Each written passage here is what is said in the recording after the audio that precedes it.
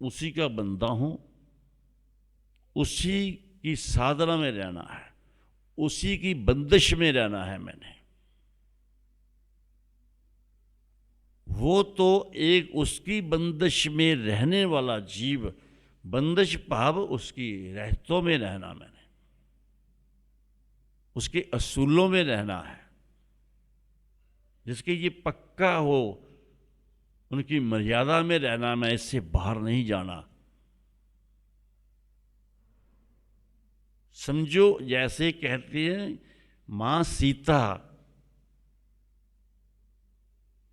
को निकाला कैसे गया, उसको कभी ना निकलती। जहां लक्ष्मण रेखा खींची हुई है, मां सीता से भी वो गलती हुई जिससे कि युद्ध हुआ है। श्री राम को लड़ना पड़ गया, उन लोगों तक पहुंचना पड़ गया, लंका तक, रावण तक, रावण के भाइयों का तक। समझो उनके टक्कर लेनी पड़ गई सिर्फ एक गलती के कारण, जबकि वो गलती इतनी बड़ी नहीं थी। अगर आगे इंसानियत वाली बात होती तो,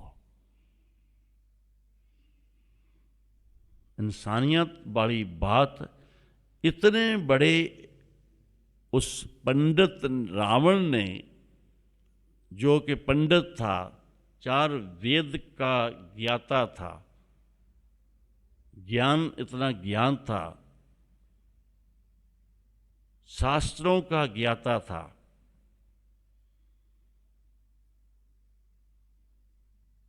वह 3 वेद होते हैं, एक जो पढ़े जाते हैं, एक वेद जो सिर्फ बोल के सुनाया जाता है। जिन्होंने पीछे पहले याद करा हुआ था पक्का, तो वो उनको याद था। आगे से आगे समझो कि उसको याद करना पड़ा किसी ना किसी के जरिए।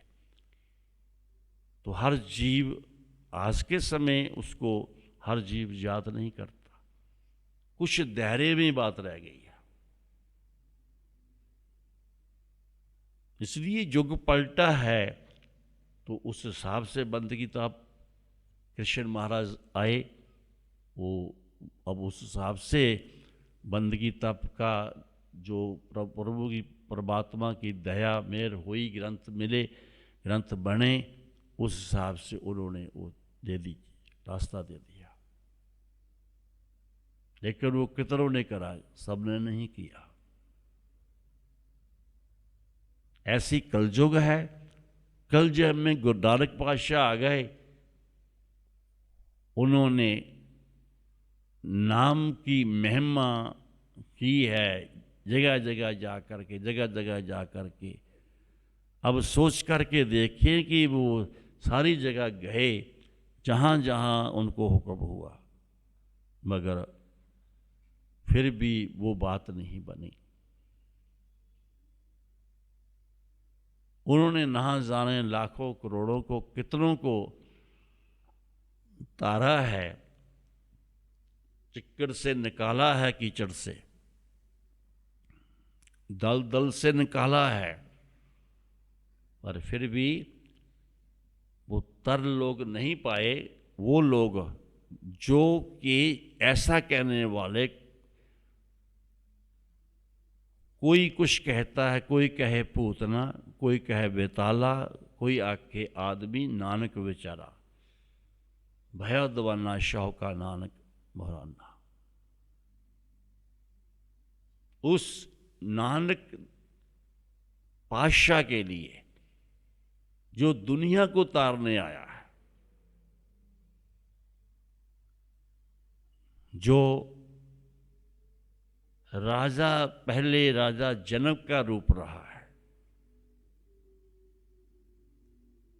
चलो ये तो अंदर की बातें हैं, कोई बात करने का इसलिए लाभ नहीं। वो तो हर टाइम, हर जगह पे, हर युग में आया है।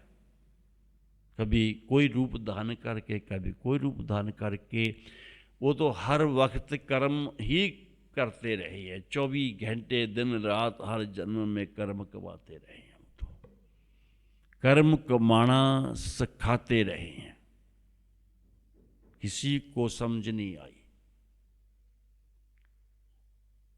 उन्होंने तो अपनी जोत 10 गुरुओं तक, गुरु गोविंद सिंह महाराज तक चला दी,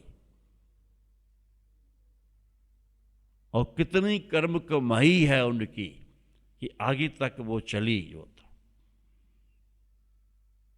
और वो जोत समझो वही जोत है जो निरंकार की जोत है, वो आज भी चल रही है। उस समय के बाद से लेकर के उसी को जब बंदे देखा कि दुनिया ने या उस जोत ने इतना बड़ा धार्मिक ग्रंथ दिया, आदि ग्रंथ जिसको कहा गया है, जो उस वाणी को समझते हुए भी उसको नहीं समझे, नहीं चले, तभी तो महाराज ने कहा, भूल गयो बचन गुरुअन के, दियो फिर समझाई। कि सब जीव अपने गुरुओं के वचनों को भूल गए। जो वचनों को भूल गया, मर्यादा को भूलना तो उसके लिए मामूली सी बात है। असूलों को कहाँ याद रखा, किसने याद रखा? भूल गए वचन गुरुअन के, दियो फिर समझाई। दास धर्म चलियो फिर जग में, जिस दे साईं दर्शन अगम गुसाई। वो ज्योत निरंकार की, उस भगवान की लगातार चल रही है, जिस ज्योत ने इस कलयुग को तारना है। पर तरेंगे कितने लोग? जो चलेंगे मुताबिक उसके उसूलों में चलेंगे, तभी तो उतरेंगे।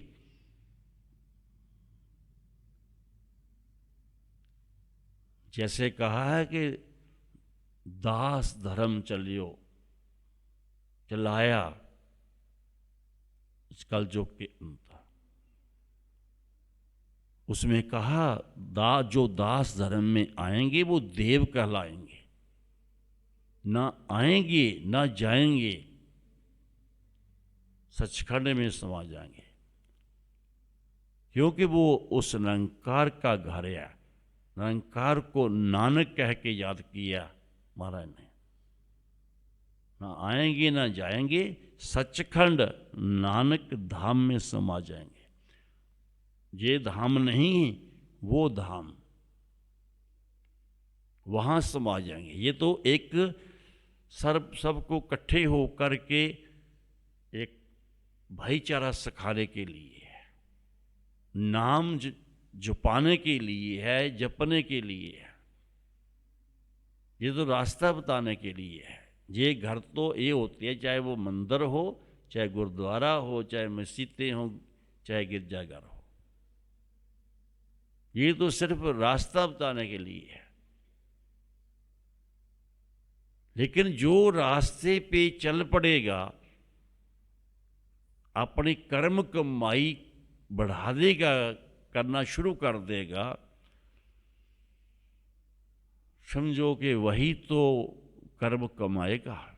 कर्म कमा करके वही तो उस रास्ते पे चलता चलता एक आत्मा को महाआत्मा बना सकता है।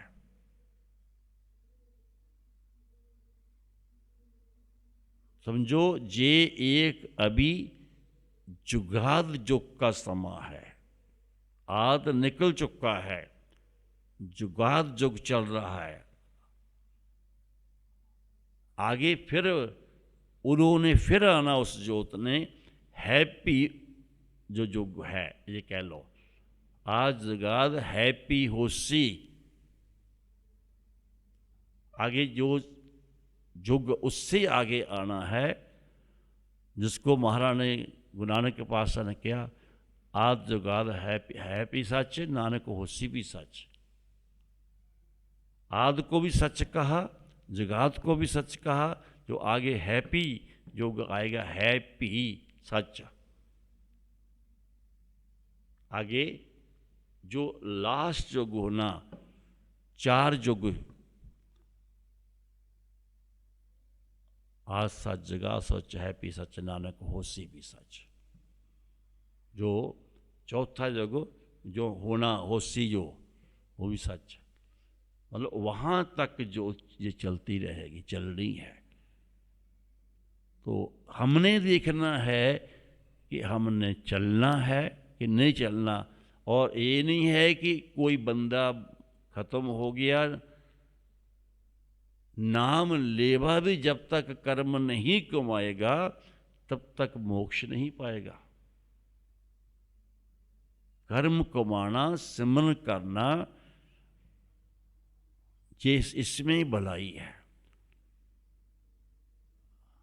अगर कर्म कर रहा है साथ में दूसरे को कर्म भी कर रहा है, तो वो तो तुलना हो जाएगी, कितने कर्म किए कितने को कर्म किए।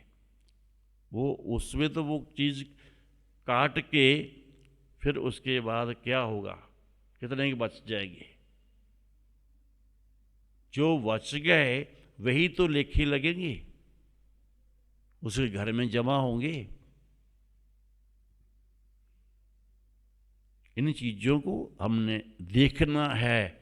जिन कर्मों से हम मार खा रहे हैं, बुद्धि खराब हो जाती है, अंधेरे की तरफ चल देते हैं पाप कर्म कमाने से।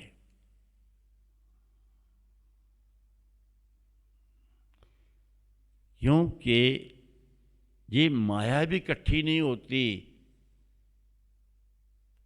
जिसको कहा गया पापा बाजों इकट्ठी ना हुए, वो माया साथ ना जाए। ये उन्होंने, महाराज ने हमारी आंखें खोलने के लिए कहा, सुनो, आंखें खोल के, कान खोल करके, आंखें खोल के देखो, कान खोल के सुनो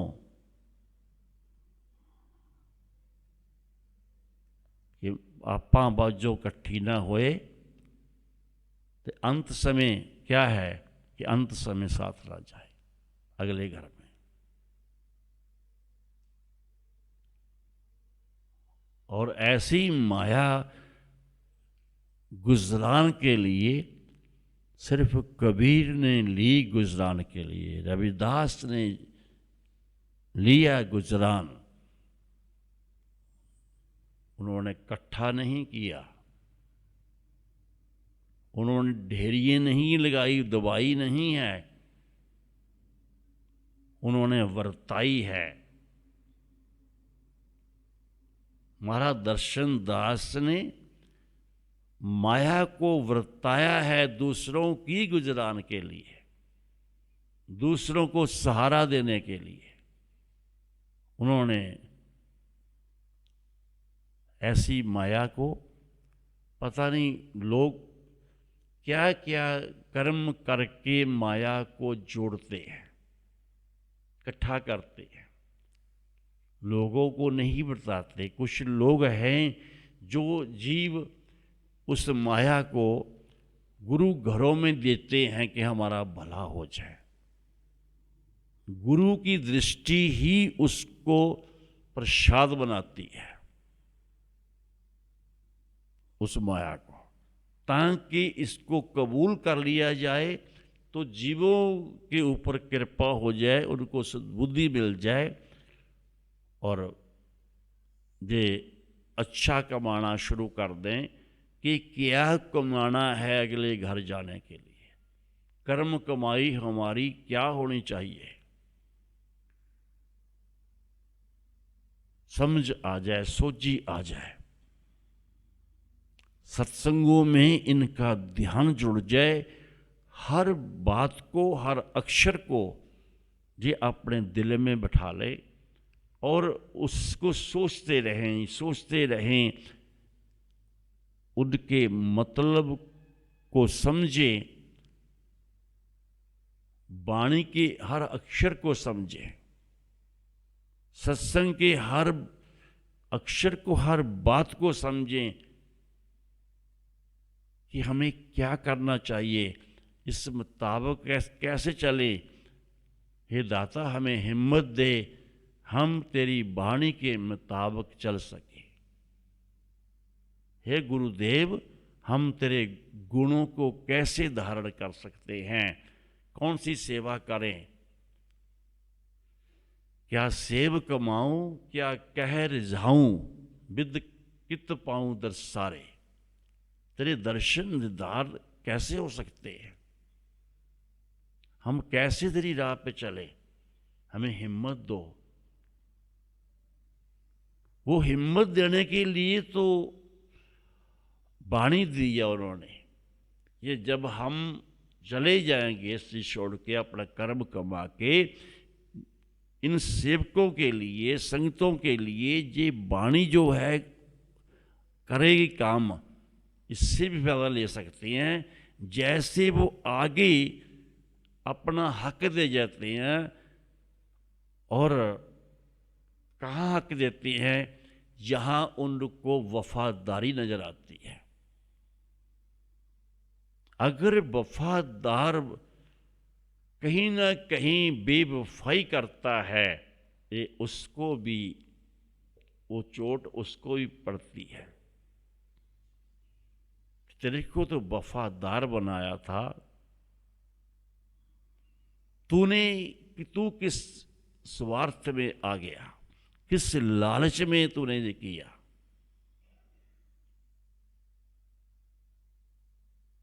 कहीं ना कहीं उनको भी शर्मसार होना पड़ जाता है। इसलिए कभी भी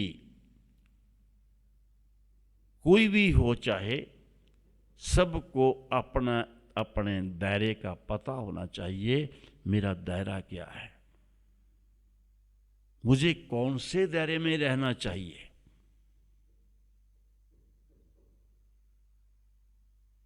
क्यों? वो कभी किसी से अन्याय नहीं करता, वो न्याय करता है। एक जब न्याय करने लगता ना, वो एक पासकों का भी फर्क नहीं छोड़ता। उसका न्याय सबके लिए है। इसलिए हम किसी ऐसे न्याय वाले, जो न्याय करने वाला है, न्याय में रहने वाला है, जो इंसानियत के दायरे में रहने वाला है, जो उसका भाव हर वक्त रखता है, हर समय रखता है, उसमें रहने वाला है। भाव के बिना कोई भक्त नहीं बनता। भाव है गुरु का, कि गुरु गुण देने वाला है, गुरु ज्ञान देने वाला है, गुरु हमें समझाने वाला है, गुरु सत्संग देने वाला है। क्या है सत्संग? क्या सत्य देने वाला है, जो सत्य का संग करेंगे, जो सत्यवादी बनने का शौक रखेंगे। ये ऐसे गुरु बना लिया जो मर्जी करते रहे, और गुरु उनको समझाता नहीं है। गुरु दायरा नहीं बताता, मुझे किस दायरे में रहना है। गुरु वो ज्ञान नहीं कराता, गुरु रोशनी देने वाला है। अगर वो नहीं देता, उससे भी पूछताछ उस घर में हो सकती है। तेरे को तो जी दिया था सब कुछ।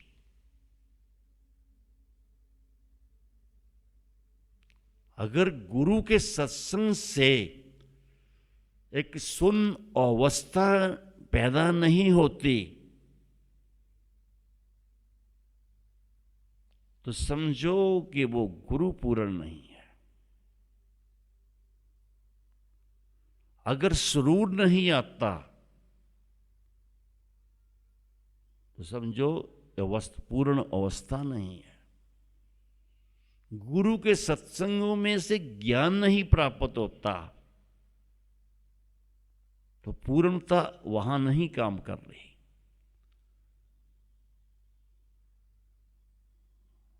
जो गुरु क्या है? जो बहुत गहरे रूहानी गुणों का मालिक है।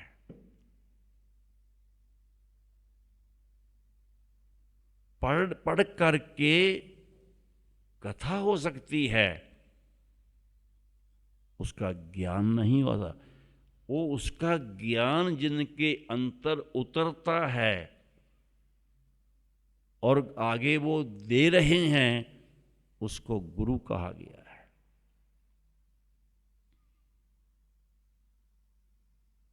समझो, नहीं तो हम लोग सेवादार हैं। हमें सेवादार बढ़ के ही रहना चाहिए। ज्ञान तो उसका है। हम इसीलिए कहते हैं ज्ञान तो हमारे गुरुदेव महाराज दर्शन दास है। वो ज्ञान देने वाले हैं और ये कहने वाले हैं, ये कहते हैं कि आगे ये ज्ञान दो। वो कहते हैं कि मुझे जो उस मालिक ने दिया मैंने आपको बांटा है, आप में तकसीम किया है। मुझे बाणी दी, मैंने बाणी आपके आगे रख दी, उससे फायदा लो। और मुझे उन्होंने जो भी दिया, अगर नाम दिया है, उन्होंने कहा कि ये नाम उनको दे जो लेना चाहते हैं, जो दिल से लेना चाहते हैं। जो सिर्फ ऊपर से सुनना चाहते हैं उसका कोई फायदा नहीं। जिसने जा कर के दवाई जैसे डॉक्टर से ली, वो कहीं ऊपर रख दी अंगीठी के, कहीं अलमारी में रख दी, अगर उसको खाया नहीं है तो आराम कैसे आएगा?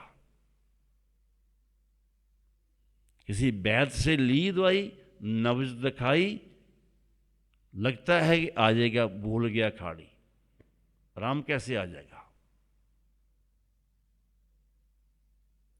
उनको नाम दो, सबको नाम मत दो।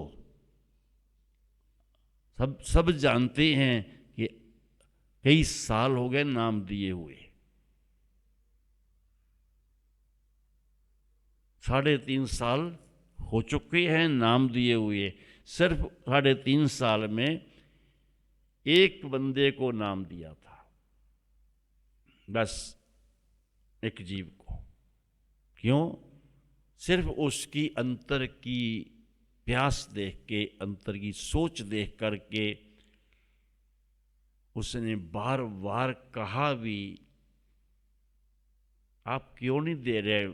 क्या मेरे मस्तक पे किसी लकीर में या मेरे हिस्से में कोई नाम नहीं है? आप मेरे गुरु नहीं बनोगे?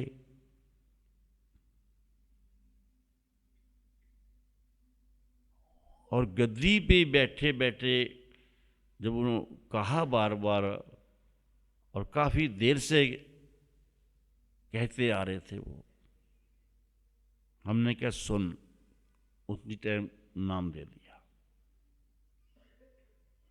लेकिन हम हमेशा कहते हैं नाम देने का उन्होंने हक दिया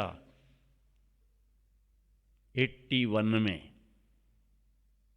लेकिन नाम हम देते हैं क्योंकि ये हक दिया है, मगर हम कहते हैं गुरु महाराज दर्शन दास है।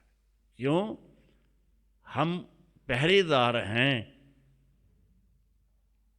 हम सिर्फ उनकी मिशन का पहरा देने की कोशिश कर रहे हैं। हम चौकीदार हैं। हम हर जीव को समझाने की कोशिश करते हैं। हम ये वो हैं कि हम अपने गुरु के मिशन का ध्यान रखें और जीवों का ध्यान रखें, भटकने से रोकें, चाहे हमें डांटना पड़े, चाहे हमें प्यार देना पड़े, ताकि कल को कोई ये ना कहे कि हमें डांट के समझा देते। जब मार पड़ती है ना, बाहर से जब दायरे से बंदा बहुत दूर चल जाता, पछताता है। फिर जीव यही कहता है कि चलो मैं तो समझदार नहीं था, मुझे तो समझ नहीं थी, मुझे तो इतना ज्ञान नहीं था, पर वो तो समझदार थे, वो तो ज्ञान रखने वाले थे, उनको चाहिए था कि मुझे समझा देते, चाहे डांट के समझा देते। जैसे हम कभी कभी कहते हैं, कभी कभी ऐसा आता है, पता नहीं क्यों, एक महाराज के इतने जैसे पहले दर्शन होते थे, सामने खड़े होते जब शरीर में थे, जब वो फड़ के पास बिठा लेते थे कि बैठ सुन, उन जीवों को सबको सुनो। तो ऐसे ही कभी कभी कहते हैं कि हे सच्चे पातशाह, हे दाता, तू तेरा शरीर तो गया एक स्थूल शरीर, तेरा सूक्ष्म शरीर तो है, तेरा कारण शरीर तो है, तो सूक्ष्म शरीर लेके हमारे सामने तू खड़ा हो सकता है दाता। तू हमें चपेड़े मार ले, डांट ले, मगर हमें अपने दर्शन दे। तेरे दर्शन बिना हम जी नहीं पा रहे, तेरे दीदार के बिना हम नहीं जी पा रहे।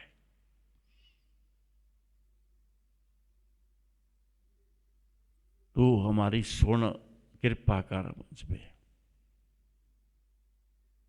ये जब तक अंतर से प्यास नहीं होती ना दर्शनों की, अंतर से सोच नहीं होती, अंतर से ध्यान नहीं होता, तो दीदार भी नहीं होता। जिसका ध्यान उसी में लगा हो तो जाके उसका दीदार होता है। समझाना तो शरीर में होता है, क्योंकि सूक्ष्म रूप में जो समझाना होता ना, वो किसी की समझ नहीं आता, ना किसी को ऐसे दर्शन होते हैं कि वो पहले की तरह दर्शन हो जाए। जिसके पास सूक्ष्म अवस्था होगी, जो सूक्ष्म हो सकता है, तो उस सूक्ष्म की बात भी वही सुन सकता है। जिसके पास, जिस संत ने, जिस गुरु ने सूक्ष्म रूप ले लिया है, ऐसे ही जिस सेवक ने सूक्ष्म रूप ले लिया है, तो फिर जाके दोनों सूक्ष्म होते हैं। एक जो आगे निकल चुका है गुरु, वो सूक्ष्म अवस्था में अपना सब कुछ बता सकता है, समझा सकता है, और दूसरा किसी किसी को हल्का सा एहसास हो सकता है। जैसे कईयों के साथ होता तो है, उनको कभी भी पक्का विश्वास नहीं होता। जैसे महाराज जी कई बार पास से निकल गए, लेकिन वो सूक्ष्म होते हैं। कई बार सामने खड़े हो, यार लगा है कि वहाँ खड़े हैं, बंदा यही कहेगा, लेकिन मुड़ के दोबारा नजर नहीं आए, हल्का सा परछावां सा नजर आया है, लगता है कि वो महाराज जी थे।